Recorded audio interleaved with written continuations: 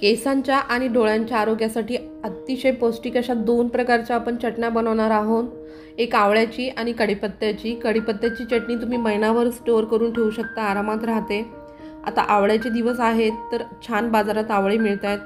आवळे स्वच्छ धुवून छोटे छोटे फोडी करून घेऊया। या प्रकारे बी काढून आपल्याला कापून घ्यायच्या। आता एका कढईमध्ये छोटा मी तेल टाकले 1 चमचा, त्यात पाव चमचा मेथी दाणे टाकलेत। मेथी दाण्याने खूप छान टेस्ट येते, तुम्हाला आवडत असतील तर नक्की टाका। आणि 1 चमचा उडदाची डाळ, 1 चमचा चना डाळ, हरभऱ्याची डाळ। ह्या डाळीने थोडासा तुरटपणा जो असतो आवळ्याचा तो कमी होतो। आता छान फ्राय करून घ्यायच्यात। त्यात मी लाल मिरच्या टाकल्यात आणि 2 हिरव्या मिरच्या। चटणी थोडीशी चटपटी किंवा तिखट असते, त्याच्यामुळे तिखट थोडं जास्त टाकलंय। तुम्ही तुमच्या आवडीनुसार मिरच्या कमी जास्त करू शकता। आता आवळ्याच्या फोडी टाकून छान परतून घ्यायचंय। चवीनुसार मीठ।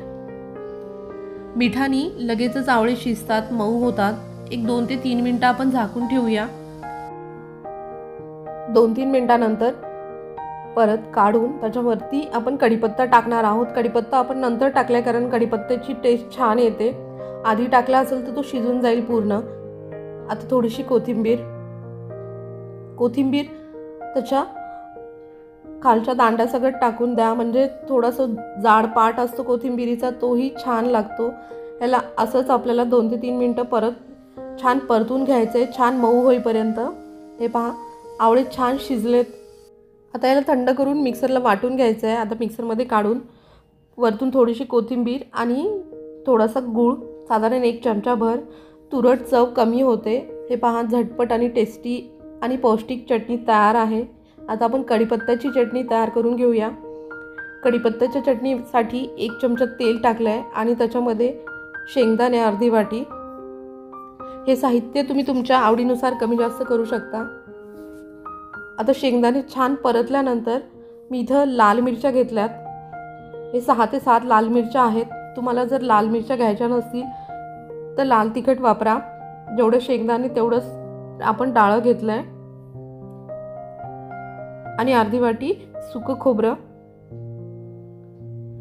खोबरं नंतर टाकायचं। शेंगदाणे आणि डाळ व परतायला वेळ लागतो म्हणून आधी टाकलं आणि सुकं खोबरं नंतर टाकलं।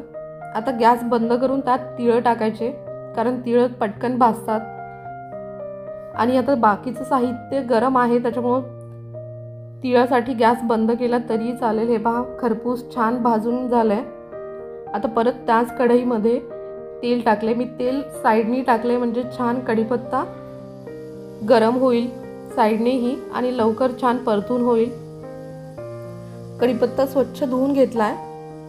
ह्याला 5 ते 6 मिनिटं वेळ लागेल, कारण मीडियम गॅसवरती आपल्याला छान परतून घ्यायचा आहे, जोपर्यंत छान क्रिस्पी होत नाही तोपर्यंत।